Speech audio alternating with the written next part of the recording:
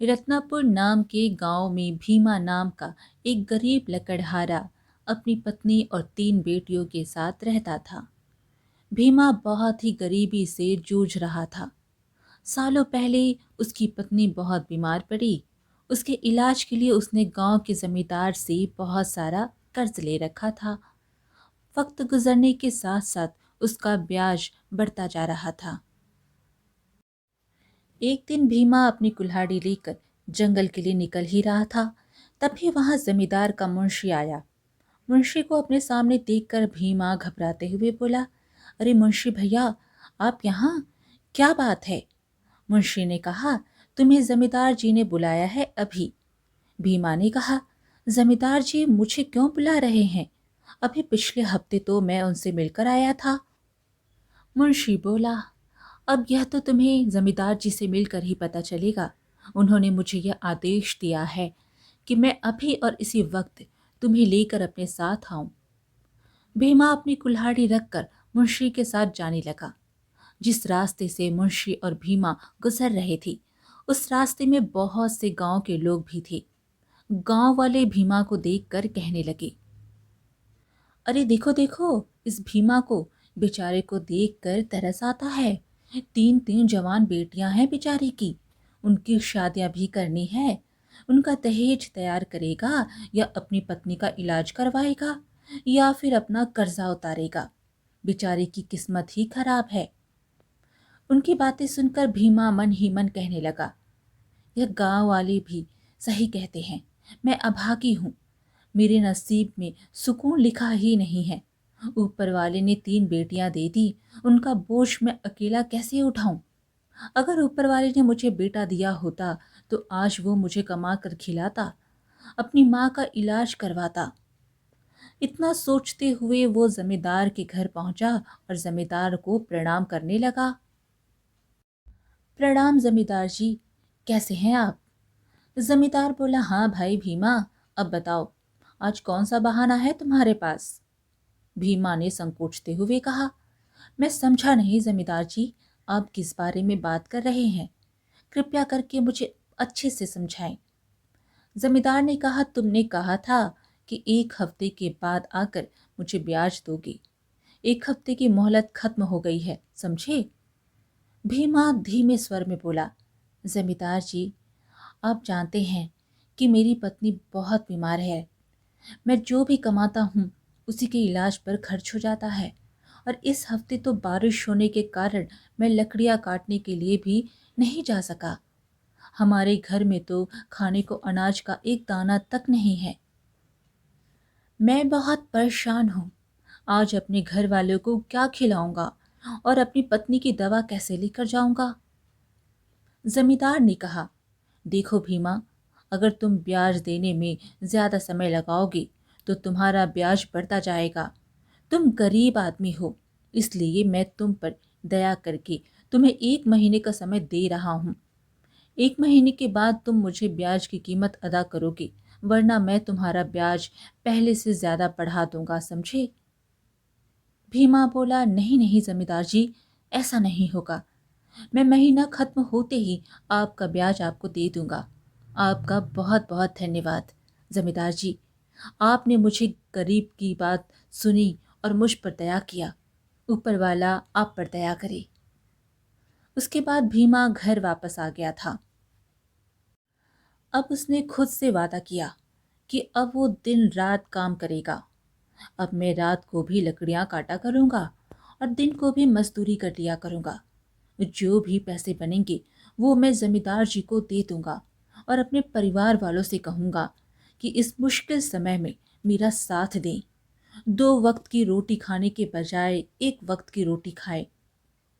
इस तरह से काफी बचत हो जाएगी। भीमा ये सोच विचार करते हुए अपने घर वापस आया तो उसकी पत्नी बहुत रो रही थी।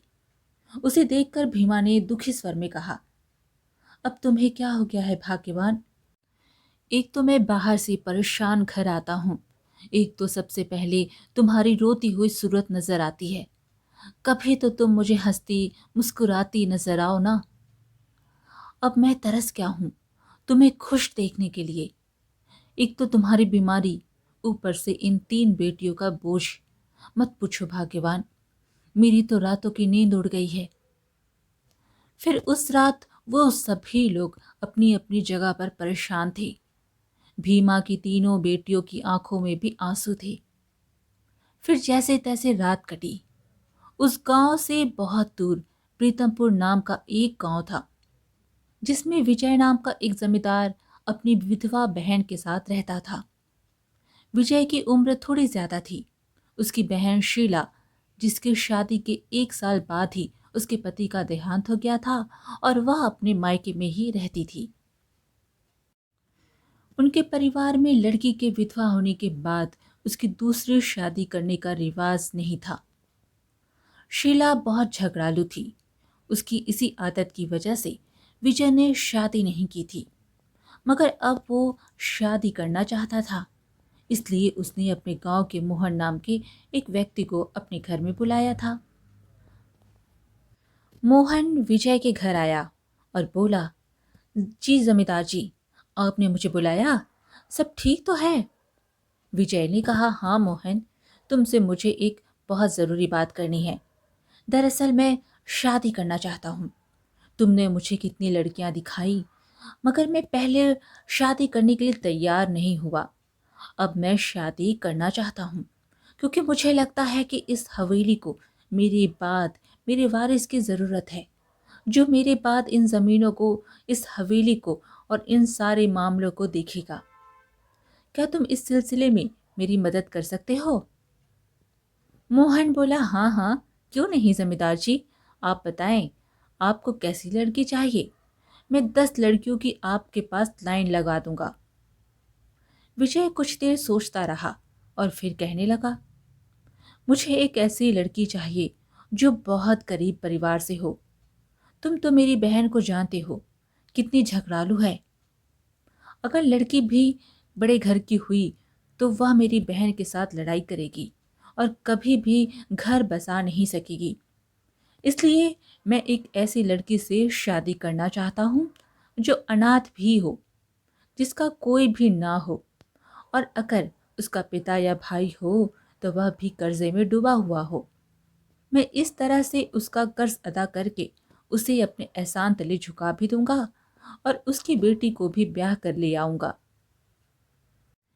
इस तरह वो लड़की मेरा एहसान मानेगी और मेरी बहन के बुरे बर्ताव पर कभी ऐतराज नहीं करेगी। मोहन काफी देर तक सोचता रहा। फिर उसके दिमाग में एक विचार आया। फिर उसने कहा, पास वाले गांव में भीमा नाम का एक आदमी है, जिसकी 3 बेटियां हैं। उसकी पत्नी बीमार रहती है। उस पर जमींदार का बहुत सारा ब्याज है। अगर आप कहें तो मैं उससे शादी की बात करूं। वो तो अपनी बेटियों से इतना तंग है कि वह अपनी तीनों बेटियों का ही रिश्ता दे देगा। विजय ने कहा, यह तो बहुत अच्छा हो जाएगा। इस तरह से तो मैं नौकरों को भी हवेली से निकाल दूंगा। वह तीनों बहनें मिलकर हवेली का काम भी करेंगी और मेरी बहन की सेवा भी करेंगी और मेरी भी। मोहन बोला, तो बस फिर ठीक है, मैं कल ही जा रहा हूँ भीमा से बात करने के लिए। अगले ही दिन मोहन भीमा के घर गया। उसने विजय के रिश्ते के बारे में बताया और बोलने लगा, वो ना सिर्फ तुम्हारा कर्ज खत्म कर देगा, बल्कि वह तुम्हारी पत्नी का इलाज भी करवाएगा और तुम्हारी तीनों बेटियों को सहारा देकर अपनी हवेली लेकर जाएगा। उसकी बहुत बड़ी हवेली है। तुम्हारी बेटियां तो वहां राज करेंगी, राज। भीमा तो खुशी से दीवाना हो गया था। रात तक इतना परेशान था और सुबह होते ही उसकी यह परेशानी खत्म हो गई। वो घर गया और अपनी पत्नी को सारी बात बताई। मैं सोच भी नहीं सकता था भाग्यवान कि ऊपर वाला मुझ पर यूं अपनी कृपा करेगा। बैठे बैठाए मेरी सारी समस्या हल हो जाएंगी। वो दूसरे गांव का बहुत बड़ा जमींदार है। वहां पर तुम्हारी बेटियां राज करेंगी, राज। उन्हें वहां पर अच्छा खाना मिलेगा, अच्छा कपड़ा मिलेगा।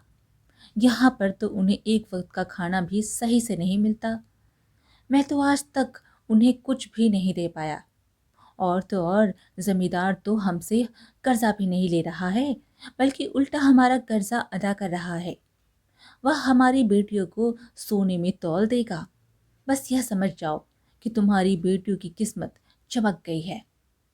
वो तीनों बहनें यह सब सुन रही थी। उनकी आंखों में आंसू थे। तभी सबसे छोटी बहन राधा बोली, वही हुआ ना जिसका डर था। इस टूटे हुए घर में कोई अच्छा रिश्ता आने से रहा। अब इस बूढ़े आदमी के रिश्ते पर माँ और पिताजी ऐसे खुश हो रहे हैं जैसे उन्हें खजाना मिल गया हो। ये सुनकर बड़ी बहन पारुल बोली, अरे राधा, उदास मत हो। इन सब में पिताजी का भी क्या कसूर है। भगवान ने उन पर इतनी मुश्किलें डाल दी हैं और हम बेटियों का बोझ भी तो उन पर है। जब हमारा बोझ उनके सर से हट जाएगा तो वह भी सुकून की सांस ले सकेंगे। तभी मछली बहन मीरा बोली, वो हमारे माता पिता हैं। वो हमें सबसे ज्यादा प्रेम करने वाले हैं। वो कभी भी हमारे बारे में गलत नहीं सोच सकते और ना ही हमारे बारे में ऐसा फैसला करेंगे जिससे हमें तकलीफ हो। इधर भीमा ने उन तीनों के रिश्ते के लिए हाँ कर दी थी। मोहन ने यह बात जाकर विजय को बताई तो विजय ने अपनी बहन शीला को अपने पास बुलाया और उसे अपनी शादी के बारे में बताया। शीला तो हैरान रह गई। भाई ने तो अचानक ही इतना बड़ा फैसला कर लिया और एक साथ 3 लड़कियों से शादी करने जा रहे हैं। वो तीनों दिखने में कैसी होंगी? यकीनन बहुत सुंदर होंगी। और अगर उन्होंने भाई का दिल जीत लिया तो वह मुझे इस हवेली से भी निकाल देंगी। शीला की आंखों में आंसू थे। वह बहुत परेशान नजर आ रही थी। विजय उसके पास गया, उसके सर पर हाथ रखा और बोला, मैं जानता हूं कि तुम्हें किस बात की परेशानी है। तुम यह सोच रही हो ना कि शादी करने के बाद मैं बदल जाऊंगा। तो ऐसा बिल्कुल नहीं होगा मेरी बहन। जो तुम्हारी अहमियत है वह तुम्हारी ही रहेगी। कोई भी तुम्हारी जगह नहीं ले सकता। शीला ने कहा, ठीक है भैया, आपको जो सही लगे। कुछ दिन बाद विजय अपने कुछ करीबी दोस्तों को लेकर भीमा के घर गया और तीनों बहनों से ही विवाह करके अपनी हवेली में ले आया। शीला अपनी तीनों भाभियों को देखकर हैरान रह गई और मन ही मन सोचने लगी, ये तीनों तो एक से बढ़कर एक सुंदर हैं। ऐसा कैसे हो सकता है कि भैया के दिल पर यह अपना कब्जा ना जमा सके। और अगर भैया ने इन तीनों की बात मानना शुरू कर दिया तो मेरी अहमियत खत्म हो जाएगी। यह तो मुझे हवेली में नौकरानी बना देंगी और मुझे हवेली से बाहर निकाल देंगी। मुझे इन्हें शुरू दिन से ही इनकी औकात में रखना होगा। विजय भी अपनी पत्नियों को देखकर बहुत खुश हो रहा था। मैं इतना बूढ़ा हूँ मगर फिर भी ऊपर वाले ने मुझे इतनी जवान और इतनी हसीन पत्नियां दी हैं। सिर्फ थोड़े से पैसे देकर मैंने बहुत बड़ा फायदा हासिल कर लिया है। अगले दिन सुबह वह तीनों बहनें सो रही थीं।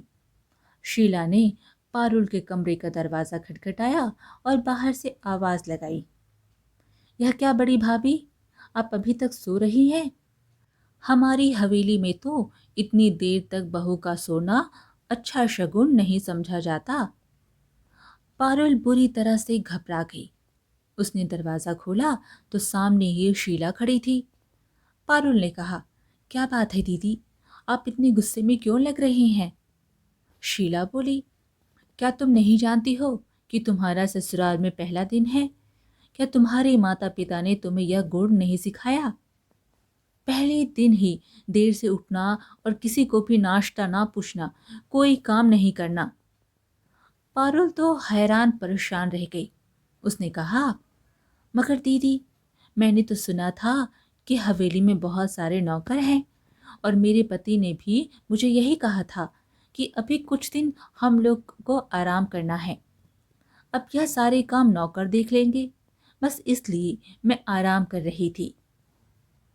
शीला ने कहा, ओ अच्छा, तुम खुद को इस हवेली की मालकिन समझ रही हो, खुद को यहाँ की महारानी समझ रही हो। अरे भाभी, सपनों की दुनिया से बाहर आ जाएं माना कि भैया ने आपसे शादी की है, मगर आप इस हवेली की मालकिन नहीं हैं और ना ही आपकी दोनों बहनें यहाँ की मालकिन बन सकती हैं। यहाँ की मालकिन सिर्फ और सिर्फ मैं हूँ। यहाँ पर सिर्फ मेरी मर्जी चलती है। आप तीनों चले किचन में, अच्छा सा नाश्ता बनाएं। शीला की बातें सुनकर पारुल की आंखों में आंसू आ गए। उसने अपने आंसू पोंछे और कहा, ठीक है दीदी, आप मुझे बताइए आपको नाश्ते में क्या पसंद है, मैं वही बना देती हूँ। अब शीला सोच में पड़ गई। अरे, इसने तो इतनी आसानी से मेरी बात मान ली। मैं तो समझ रही थी यह मेरे साथ झगड़ा करेगी, लड़ाई करेगी, तो मैं भैया को इसके खिलाफ भड़काऊंगी। इसका मतलब है कि यह लड़की बहुत चालाक है। उसके बाद शीला ने राधा और मीरा को भी इसी तरह से सोते हुए उठाया था और फिर वो वहां से चली गई थी।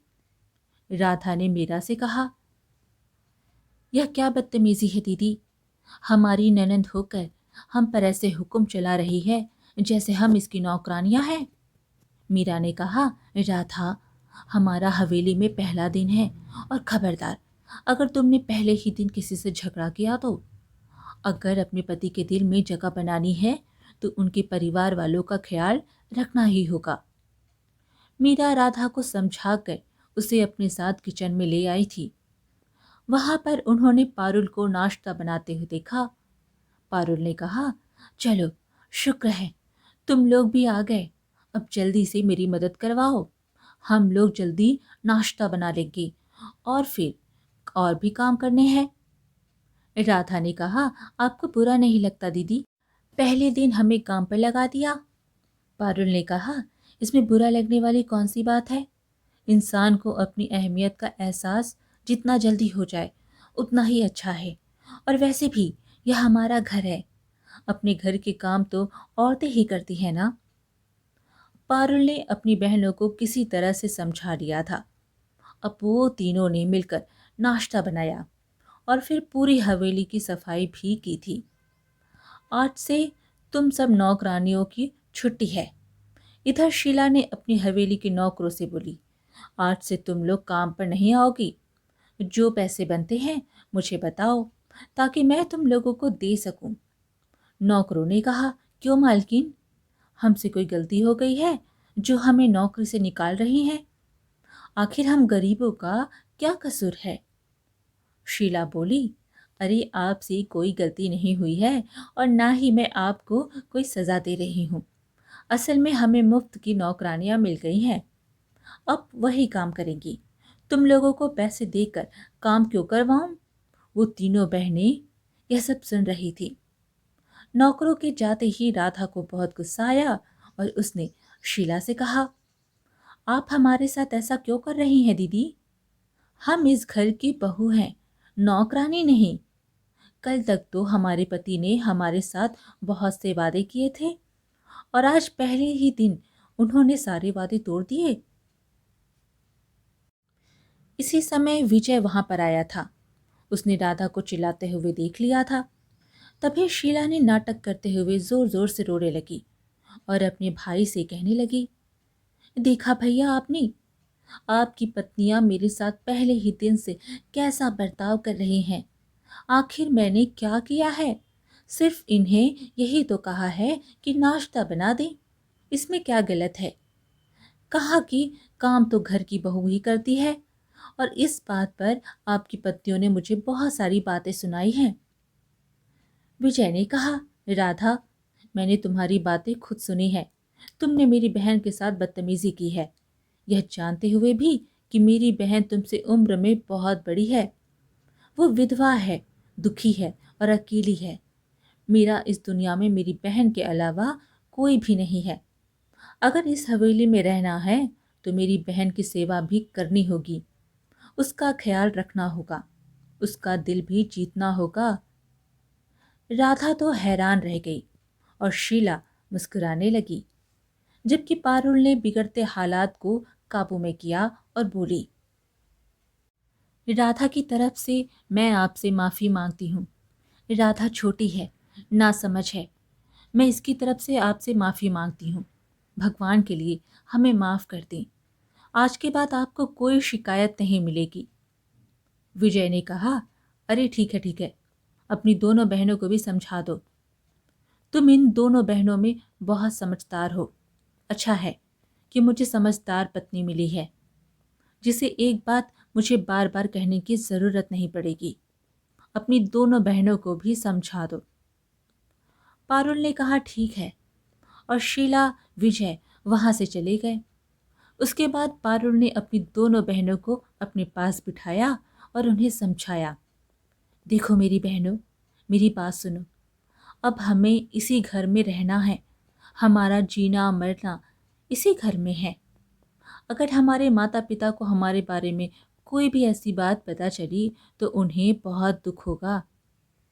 राधा ने कहा, मगर दीदी, अब यह भी तो देखें कि हमारे साथ यहाँ पर कितना अन्याय हो रहा है। पहले दिन की दुल्हन से कौन काम करवाता है, और उसके ऊपर झूठ बोलकर उसे कौन अपने ही पति के सामने झूठा बनाता है। पारुल बोली, यह हमारा ससुराल है, हमारे माता पिता का घर नहीं है।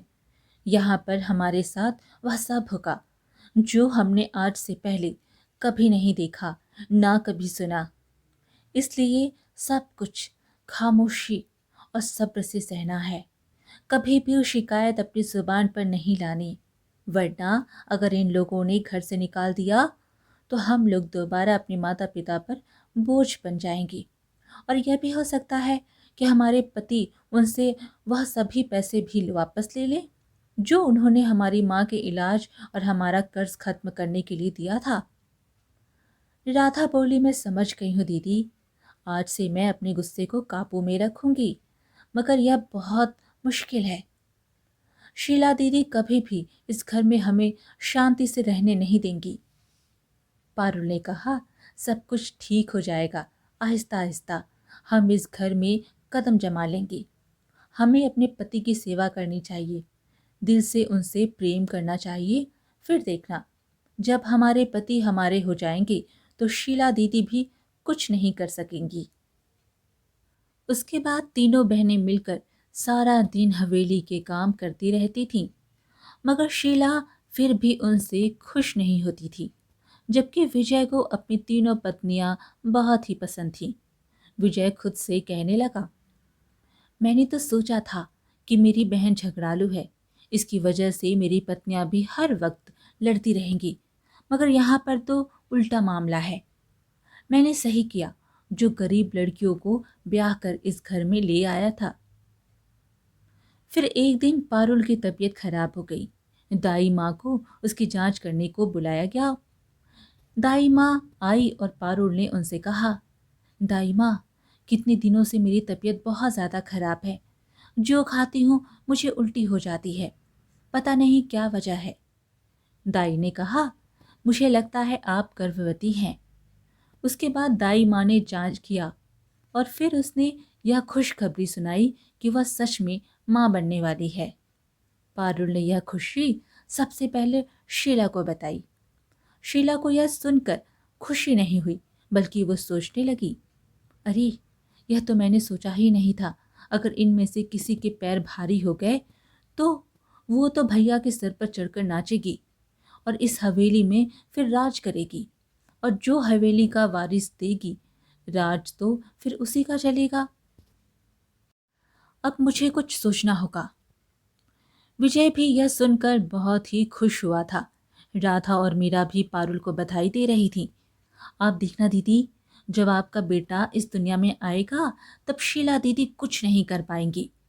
उन्होंने हमारे साथ जितना बुरा बर्ताव करना था वो कर चुकी हैं। पारुल ने कहा, ऐसा नहीं कहते, बस ऊपर वाले से दुआ करो कि वह शीला दीदी के दिल में हमारे लिए प्रेम और दया जगा दे। उनके दिल से यह डर निकाल दे कि हम उन्हें इस हवेली से निकालने वाले नहीं हैं, क्योंकि हम तो खुद मजबूर हैं। हालात की सताई हुई है। हमने तो हर तरह की तंगी देखी है। हम खुद औरत होकर किसी दूसरी औरत पर कैसे जुल्म कर सकते हैं। मीरा ने कहा, वो सब तो ठीक है दीदी, मगर यह बात अपने माता पिता को भी तो बतानी चाहिए। वो भी तो यह सुनकर बहुत खुश होंगी। पारुल ने कहा, कल ही मैं इनसे मायके जाने की बात करती हूँ। मुझे विश्वास है कि अब वो इनकार नहीं करेंगे। अगले दिन तीनों बहनों ने नाश्ता बनाकर टेबल पर रखा। शीला और विजय नाश्ता कर रहे थे। तभी पारुल बोली, सुनिए जी, आज हम तीनों मायके में जाने को सोच रहे थे। जब से शादी हुई है एक बार भी माँ पिताजी से मिलने नहीं गए। विजय खामोश था। इससे पहले कि वो कोई बात कहता, शीला जल्दी से बोल पड़ी, कोई ज़रूरत नहीं है तुम लोगों को मायके जाने की। मेरे भैया ने तुम्हारे माता पिता को इतना पैसा इसलिए दिया था कि तुम लोग हमेशा इस हवेली में रहो। अब भूल जाओ कि तुम्हारे माता पिता थे। अगर उन्हें तुमसे इतना ही प्रेम हुआ तो खुद यहाँ पर तुमसे मिलने के लिए आ जाएंगे। अगर तुम लोग चली गई तो हवेली के काम कौन करेगा? तब विजय ने कहा, शीला ठीक कह रही है। अगर शीला की मर्जी नहीं है तो तुम लोग कहीं नहीं जा सकते। हवेली में रुको, काम करो और मेरी बहन का ख्याल रखो। मेरी बहन को कोई शिकायत नहीं होनी चाहिए। शीला अब मन ही मन पारुल से जलने लगी थी। वो सोचने लगी, यह पारुल तो कुछ ज्यादा ही हवाओं में उड़ने लगी है। मुझे इसका इंतजाम करना होगा। अगले दिन सुबह पारुल कपड़े धो रही थी। राधा और मीरा रसोई में खाना बना रहे थे। शीला पारुल के पीछे आई और पारुल को जोर से धक्का दिया। वह जमीन पर गिर गई और दर्द से चीख पड़ी, हाय राम, दीदी, आपने मेरे साथ ऐसा क्यों किया? आपने मुझे धक्का क्यों दिया? आखिर मैंने आपका क्या बिगाड़ा है? शीला ने कहा, चुप हो जाओ। अगर तुमने किसी को बताया कि यह सब मैंने किया है तो मुझसे बुरा कोई नहीं होगा। मैं अपने भाई को कहकर तुम्हें तलाक दिलवा कर इस घर से निकाल दूंगी। तुम किसी को इस बात का विश्वास ही नहीं दिला सकोगी कि तुम निर्दोष हो। इसलिए जो मैं कह रही हूं वो सुनो। पारुल की आंखों से आंसू बह रहे थे। वो बहुत ही ज्यादा तकलीफ में थी। शीला वहां से भाग गई थी। शीला नहीं जानती थी कि विजय ने उसे पारुल को धक्का देते हुए और यह सब करते हुए देख लिया था। विजय ने मन में सोचा, शीला, शीला, तुमने कितना गलत किया है। एक मासूम लड़की पर इतना बड़ा अत्याचार किया। फिर विजय उसी वक्त पारुल को उठाकर अस्पताल ले गया। मगर पारुल का बच्चा उसके पेट में मर गया था। फिर विजय पारुल को अस्पताल से लेकर घर आ गया था। उसकी दोनों बहनें बुरी तरह से रो रही थीं और शीला भी भाई को दिखाने के लिए रोने लगी। ये क्या हो गया भाई? हमारे परिवार को किसकी नज़र लग गई? कितने अरमान थे कि मेरे भाई को भी बच्चा हो, मगर दुनिया में आने से पहले ही मर गया। यह बहनें ही मनहूस हैं, यह किसी को खुशी दे ही नहीं सकती। विजय ने शीला को सबके सामने जोर से थप्पड़ मारा और गुस्से से बोला, बस बंद करो अपना नाटक। मैंने तुम्हें इस घर में सब कुछ दिया, बल्कि तुम्हें ही घर की मालकिन बनाया और तुमने मेरे साथ धोखा किया। अभी के अभी निकल जाओ इस घर से। शीला के तो पैरों तले जमीन ही खिसक गई थी। वो विजय के पैरों में गिरकर गिड़गिड़ाने लगी, भैया, मुझे माफ कर दो, मुझसे एक गलती हो गई। तभी पारुल ने विजय से कहा, सुनिए, दीदी को ऐसे घर से मत निकालिए। वो कहाँ जाएंगी? जो हुआ उसे भूल जाइए और दीदी को एक मौका दीजिए। अब शीला को अपनी गलती का वाकई एहसास हुआ। उसने पारुल से हाथ जोड़कर माफ़ी मांगी और राधा मीरा से भी माफ़ी मांगी। शीला के अंदर बदलाव आया। वो पारुल का बहुत अच्छे से ध्यान रखने लगी।